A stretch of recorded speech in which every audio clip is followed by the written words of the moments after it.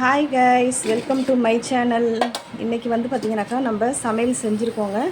White rice பண்ணியிருக்கேன். அதுக்கப்புறமா வந்து பார்த்திங்கனாக்கா முருங்கைக்காய், மாங்காய், பலாக்கொட்டை ஒரு 4-5 இருந்தது. அதெல்லாம் போட்டு தான் வந்து சாம்பார் வச்சுருக்கேங்க. சூப்பராக இருக்கும்.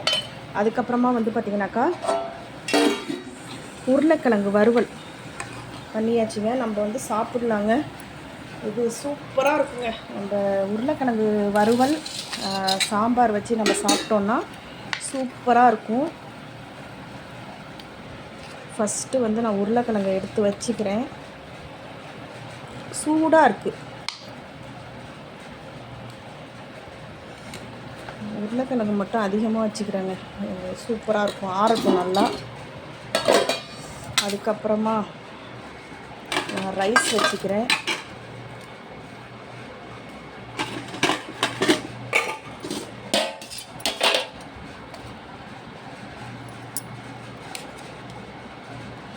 ஒரு வெயில் ஓவராக இருக்குது. போதும், ரைஸ் போதும். வெளியில் போக வேண்டிய வேலை இருக்குது. அதனால் சாப்பிட்டுட்டு கிளம்புவோம். ஒரு 5 மினிட்ஸ் தான் இருக்குது. நான் வந்து 3 மணிக்கு அங்கே ரீச் ஆகணும். அதனால் முருங்கைக்காய், மாங்காய், பலாக்கொட்டை, கத்திரிக்காய் போட்டு சாம்பார். இட்லி தோசைக்கெல்லாம் வச்சு சாப்பிட்டா செம்மையாக இருக்கும் இந்த குழம்பு. சரிங்க, நம்ம சாப்பிட்லாம்.